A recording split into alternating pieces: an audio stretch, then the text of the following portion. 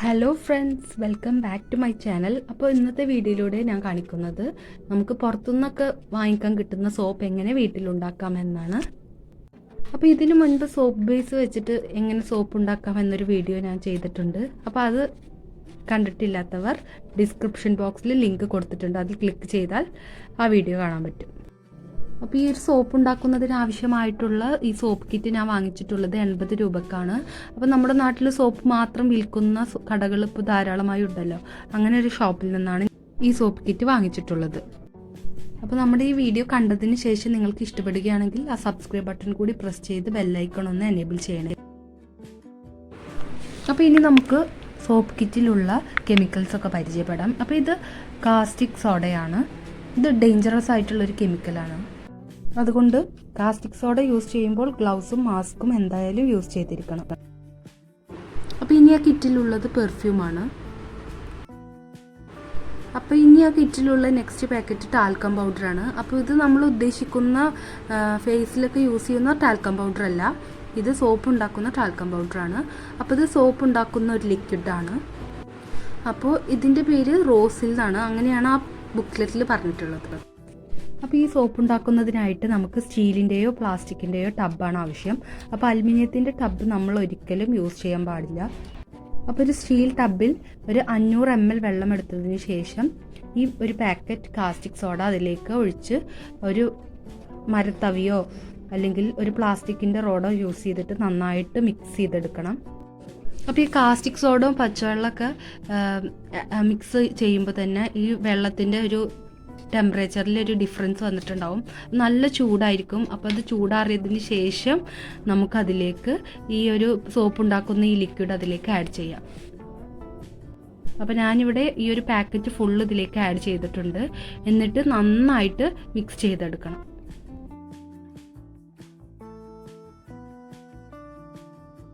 അപ്പോൾ ഇത് നന്നായി മിക്സ് ആയതിന് ശേഷം നമുക്ക് 1 ലിറ്റർ വെളിച്ചെണ്ണയാണ് ഈ ഒരു സോപ്പ് ഉണ്ടാക്കുന്നതിനായിട്ട് ആവശ്യം.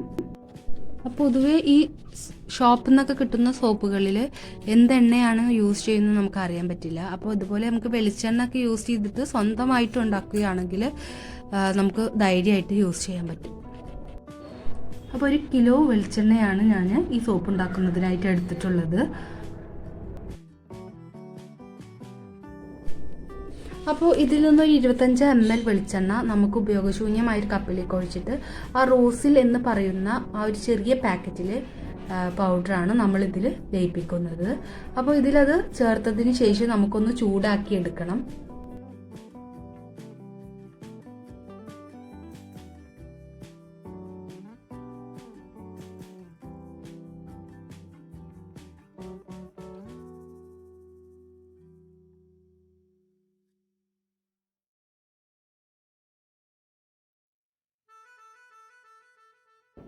അപ്പോൾ ഈ ഒരു എണ്ണയും ഈ പൗഡറും ഒന്ന് യോജിക്കുന്നത് വരെ നമുക്കൊന്ന് ചൂടാക്കി എടുക്കണം.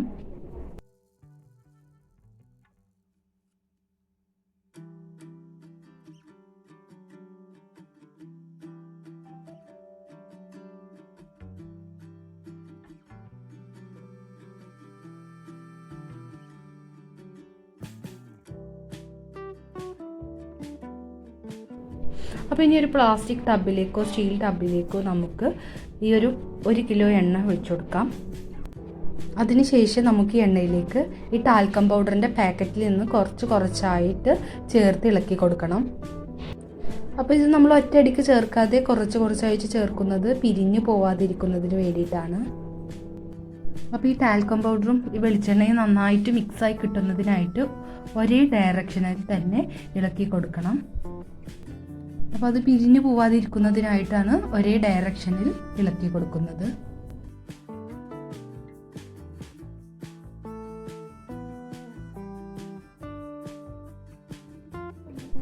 അപ്പോൾ ഇതിലേക്ക് ഇനി നമുക്ക് കാസ്റ്റിക് സോഡ ചേർത്തിട്ടുള്ള ആ ലിക്വിഡ് ഇതിലേക്ക് ഒഴിച്ചു കൊടുക്കാം. അത് ഒഴിച്ചു കൊടുത്തതിന് ശേഷം നന്നായിട്ടൊന്ന് ഇളക്കി കൊടുക്കണം.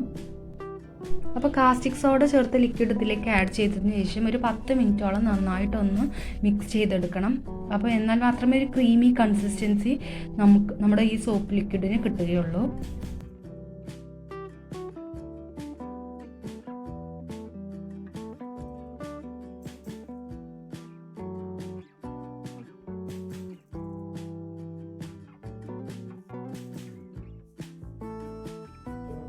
അപ്പോൾ ഇനി നമുക്ക് ആ കിറ്റിലുള്ള പെർഫ്യൂമിൻ്റെ ബോട്ടിലുള്ള ഫുൾ പെർഫ്യൂമും ഇതിലേക്ക് ആഡ് ചെയ്യാം.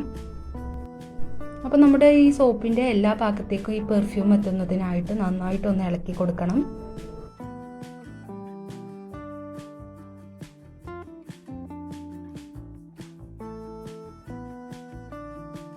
പെർഫ്യൂം ഒന്ന് ലയിച്ചതിന് ശേഷം നമുക്ക് ആ 25 ml എണ്ണയും റോസിലും ചേർന്ന മിശ്രിതം ഇതിലേക്ക് ആഡ് ചെയ്യാം. എന്നിട്ട് നന്നായിട്ടൊന്ന് ഇളക്കി കൊടുക്കണം.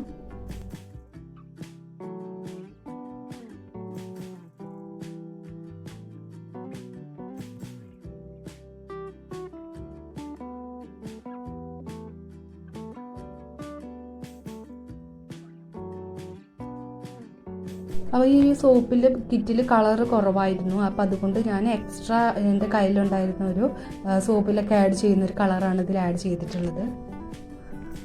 അപ്പോൾ കളറൊക്കെ ചേർത്ത് നന്നായിട്ട് ഒന്ന് മിക്സ് ചെയ്തതിന് ശേഷം നമുക്ക് ഇത് മോൾഡിലേക്ക് ഒഴിച്ചു കൊടുക്കാം. അപ്പോൾ ഞാനിവിടെ ഡിസ്പോസിബിൾ ആയിട്ടുള്ള കപ്പുകളും പിന്നെ സിലിക്കണിൻ്റെ ഒരു മോൾഡാണ് എടുത്തിട്ടുള്ളത്. അപ്പോൾ ഡിസ്പോസിബിൾ കപ്പിൽ നമുക്ക് വെളിച്ചെണ്ണ ആദ്യം ഒന്ന് പുരട്ടി കൊടുക്കണം. അപ്പോൾ സോപ്പ് മോൾഡിൽ വെളിച്ചെണ്ണ പുരട്ടേണ്ട ആവശ്യമില്ല, അതിൽ നിന്ന് പെട്ടെന്ന് ഇളകി വരും. അപ്പോൾ ഇത് നമുക്ക് പെട്ടെന്ന് തന്നെ സോപ്പ് മോൾഡുകളിൽ ഒഴിച്ചു വെക്കാം.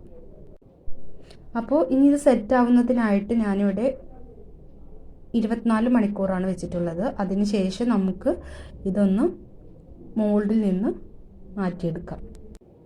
അപ്പോൾ ഈ ഒരു സോപ്പ് ഉണ്ടാക്കിയ ഉടനെ നമുക്ക് യൂസ് ചെയ്യാൻ പറ്റില്ല. അപ്പോൾ ഇത് 15 ദിവസം കഴിഞ്ഞിട്ടാണ് യൂസ് ചെയ്യാൻ പറ്റുകയുള്ളൂ. എന്തെന്ന് വെച്ചാൽ കാസ്റ്റിക് സോഡ നിർവീര്യമാവാൻ 15 ദിവസമെങ്കിലും എടുക്കും.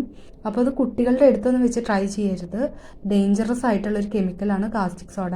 പക്ഷെ അത് 15 ദിവസം കഴിഞ്ഞാൽ അതിൻ്റെ ഒരു പ്രവർത്തനം നിർവീര്യമായിരിക്കും. അപ്പോൾ 15 ദിവസത്തിന് ശേഷം നമുക്ക് ഈ സോപ്പ് യൂസ് ചെയ്യാം. അപ്പോൾ നിങ്ങൾക്ക് ഈ വീഡിയോ ഇഷ്ടപ്പെട്ടിട്ടുണ്ടെങ്കിൽ ലൈക്ക്, കമൻറ്റ്, ആദ്യമായിട്ട് കാണുകയാണെങ്കിൽ സബ്സ്ക്രൈബ് ബട്ടൺ കൂടി പ്രസ് ചെയ്ത് ബെല്ലൈക്കൺ ഒന്ന് എനേബിൾ ചെയ്യണേ.